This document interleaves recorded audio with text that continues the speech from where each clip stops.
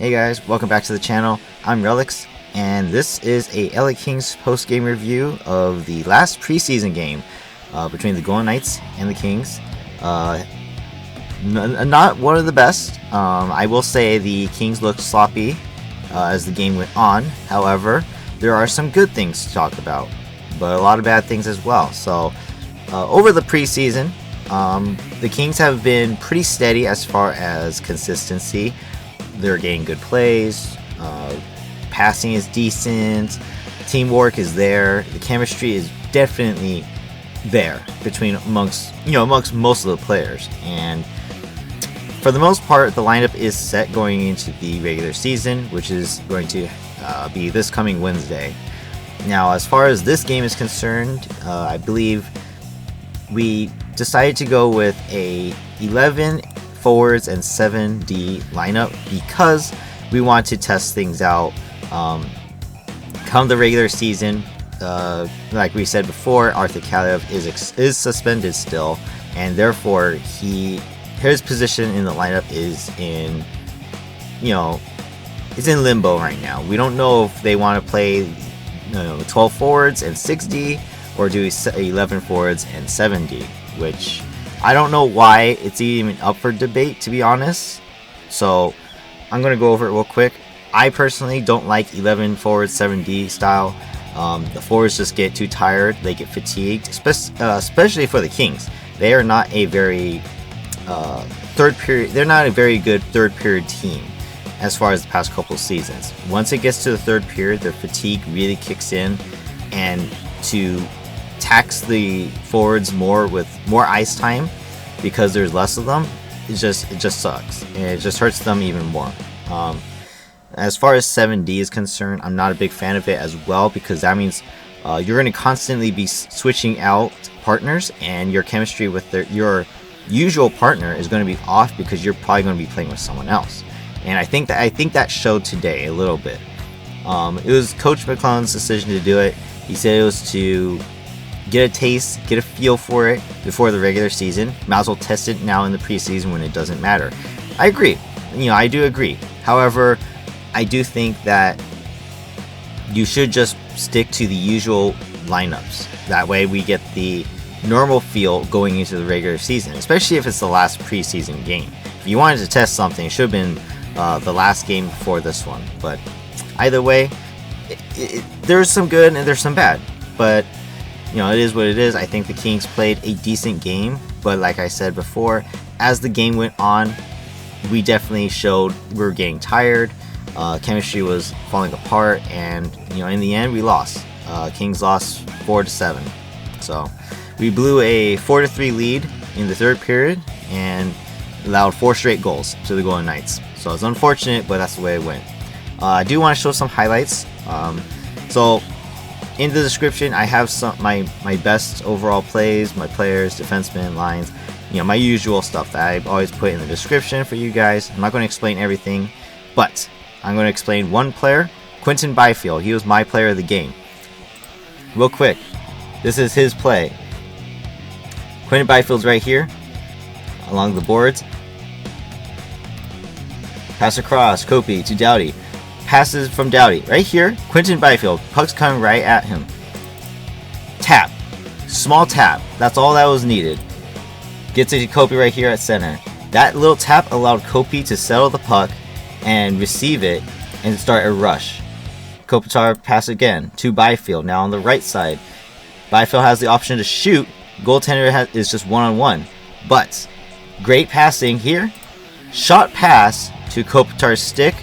Backdoor goal. Easy. I loved it. Absolutely the best play of the night by any player whatsoever. So this play right here, I was just amazed by. So you can see here from a high view. Right there, again, center ice pass, one tap to Kopitar. He receives it. Pass across, back to Byfield. He has the option right here to see Hill, but he also sees Kopi's stick. He's holding it open. So now, pass across and tap in goal for Kopi. So that was a really good play. I really liked Byfield's passing on that one. That was like superb. Again, I have mentioned before that if Byfield gets his passes on, he can definitely make some of the most beautiful passes in the game, if not on the team. And that was one of those moments. Not only was it a great pass to Kopitar for the goal, but it was also a good tap-in. But overall, I thought the first line had decent chemistry this game. Maybe what didn't show up as much as I wanted them to, but you know, it is what it is. A line that I was more impressed with was Dubois and Fiala's chemistry. Because Kaliev is out, Grundstrom did play with them again, but throughout the game they did change wingers. Grundstrom played with them. I saw Byfield get in one with them. Danault, I think, also got on them with once. So they alternated some players just to see, just to rotate in, because we were playing with 11 forwards. So that means Lewis and Lizotte also got less time on ice, which is fine. I wouldn't consider them the worst line, even though they didn't make anything, spectacular out of this game. But because they got short benched, I had to go with Dubois and Fiala playing the best line, and Danault's line with Moore and Arvidsson as the worst line. But overall, the passing needs to be better, and unfortunately the Kings fell behind because of the passing was actually atrocious. We led to a lot of turnovers, and going into the third period, I was hopeful that we would be able to, hold out, because the Golden Knights can play a consistent 60 minutes, the Kings cannot.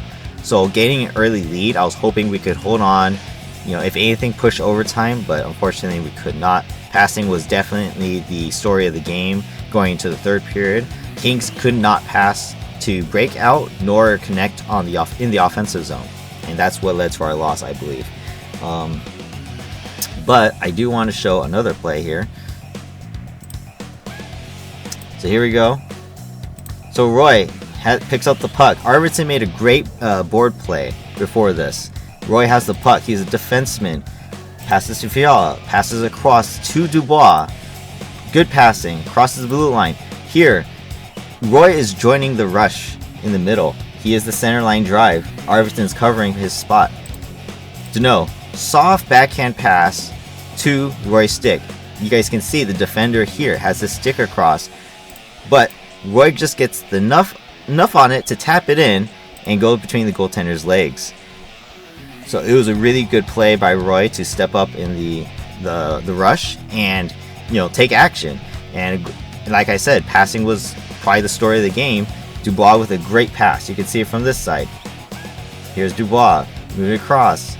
Nifty backhand sauce pass to Roy for the goal. It was a really good backhand pass, and honestly, this is the stuff that I want to see Dubois play with. This is to his skill set. He's a great two-way forward in that regard, that he can make good passes as well as have a good shot. And in this case, he definitely had the better pass. Again, Roy getting on the defense. He is my defenseman of the game. Roy is. He played good offense. He had a goal and an assist this game, and he had solid defense like always. I can't say the same for everyone else. I think Roy was the only defenseman who stuck out as far as being above the rest. We did play 7D. Bjornfoot was also in, besides the normal lineup people. Clark was sent down to Ontario, so he did not play. Spence was in. Spence and England, they didn't necessarily get as much, notice as far as the overall game. However, they didn't do anything horrible, and so therefore, there's no real accolades or disadvantages for these guys. I felt like everyone played a pretty decent game overall. But again, if I'm not going to go over every detail, but if I had to choose the worst defenseman of the game today, I would definitely choose Roy's partner, Gavrikov. He shoots a lot, but he also missed a lot, and you need to hit the net in order to score. If you're looking for a tip or a redirect, you gotta make sure you aim for a player, but he's clearly not. He's aiming at the net, completely misses, and it leads to turnovers in the offensive zone. You gotta hit the net. You gotta hit the net or get a rebound. So Gavrikov didn't do good offensively today, but Roy did. His partner did. Defensively as well, Gavrikov definitely didn't have a strong game. A lot of defensive zone turnovers as well, and he missed some checks. when you miss a check, you leave your position open for a 2-on-1. Not too many happened, but it still led to opportunities for the Golden Knights in the offensive zone, and that's a little disappointing to see because Gavrikov's one of those guys that, one, I was expecting to have a solid performance, in the overall game, as well as we paid him big bucks to be the second line lefty, right? So it's an off game. I can't say I can complain about his other games in this preseason, but if this is what we're going to look at going into the regular season, then we have an issue. So, yeah, unfortunately, Gavrikov was my worst defenseman of the day. But, again, we're looking at some goods, we're looking at some bads. And I want to look at another play involving both, Gavrikov and Roy were on the ice in a 4-on-4 alongside Dubois and Fiala. So I want to look at this one as well. Game is tied 3-3 in the second period, 4-on-4. Here we go. Dubois has the puck. See how the Kings are all cycling. We got Gavrikov here. He was just down low. Roy and Fiala are rotating 4-on-4. You guys can see all here. Dubois is going around. All the Kings are rotating. Fiala here. The Golden Knights can't pick him up. And then one falls. That leaves an open lane for Fiala to move in over here and get into a scoring position, as well as Roy, who is over on this side as well. So even like right here, Fiala is going to get the puck. He has option. He can shoot. Now that the defenders are out of position, as you guys can see, they're all in the same area. And then Gavrikov is here as backup, just in case Fiala doesn't get the puck. Roy is over here. He can go back door as well. So Fiala chose to shoot, which he did get, he did score. But you guys can also see here, he could have passed across to Roy as well. And look at that, open net. Could have been an easy goal for Roy just as, as well. And just so it goes to show that Dubois and Fiala are building a lot of chemistry together. And this was a really good game where their teamwork showed. Their passing was spot on, as well as the defensemen doing good rotations on a 4-on-4 situation. So great snipe by Fiala, but great overall play by everyone on the ice. So I'm not saying Gavrikov played the worst game in the entire game, but it wasn't the best. It wasn't a solid performance, and I think that definitely showed as far as all the Kings players are concerned. What I also want to go over is the goaltending. Cam Talbot played this entire game. He played the entire 60 minutes. Unfortunately, he is not my goalie.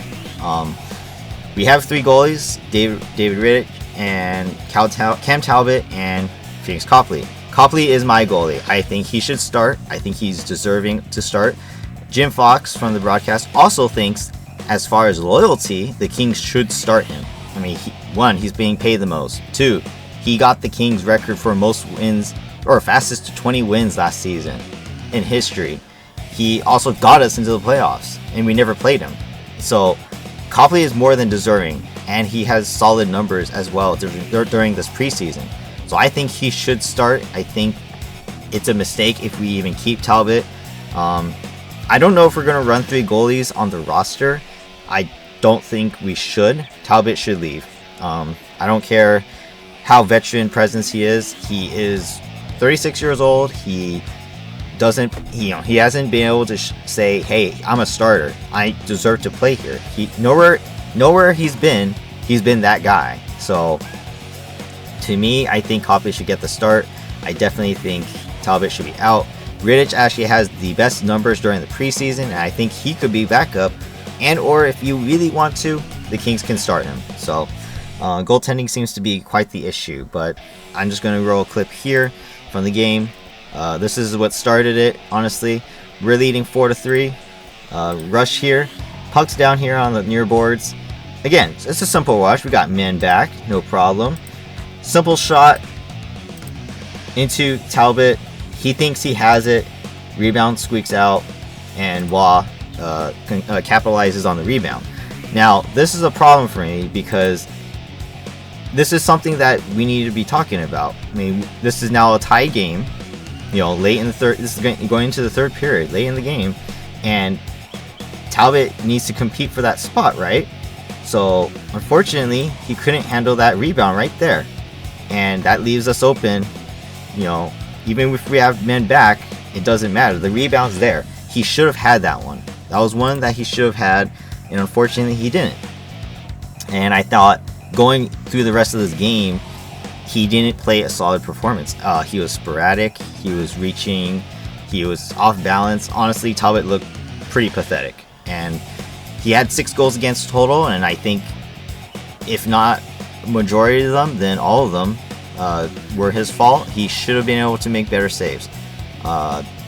Again, I'm not blaming just him though, because the defense did make a lot of turnovers in the third period, which helped lead to the 4 goals against during the third period.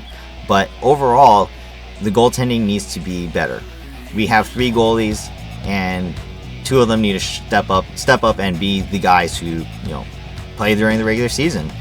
Honestly, after reviewing the team, after seeing them during the preseason, I am confident that we can be a good playoff team. Contrary to what I've said in the past during the summer about like Dubois coming over. Now, again, that's if all the players come together, fix their mistakes from last season, and move forward and work as a team. But when your goaltending is not good and Talbot's numbers have always been not good, then you got a problem. Unfortunately, he just can't be trusted on the back end, and that's unfortunately why we also lost this game. I personally think Talbot was probably the worst player of the game.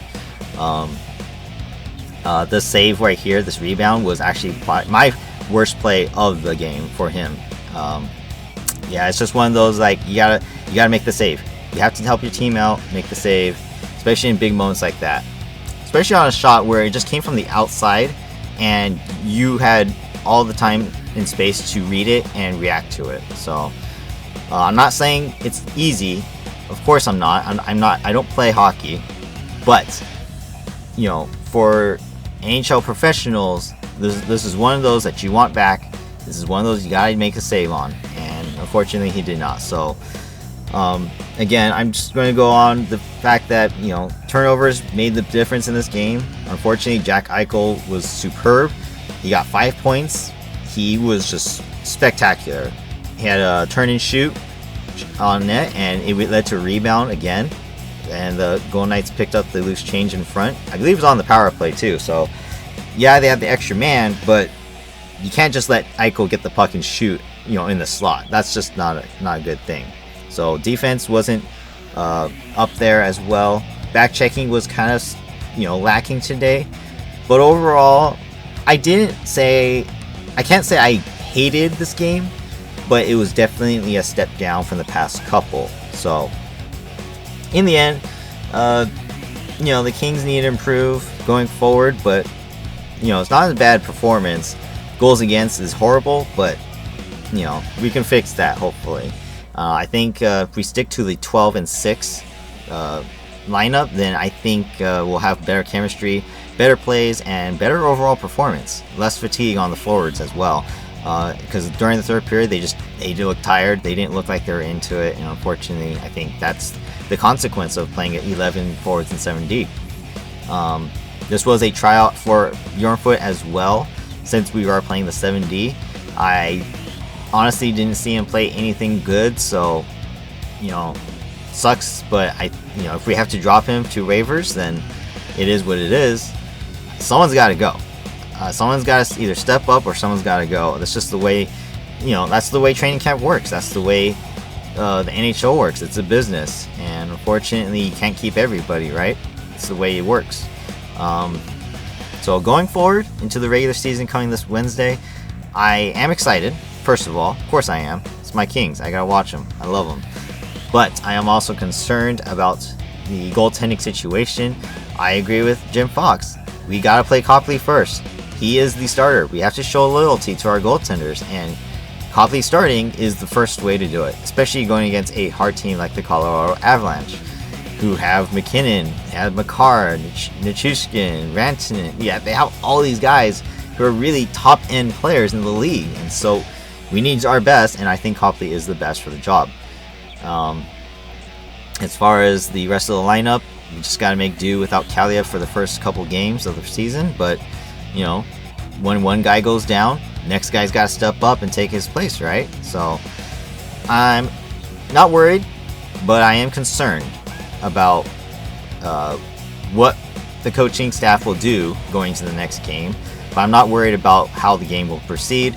I think the Kings will hopefully have a good start to the season. Win or lose the first game, because it is going to be a tough Avalanche team.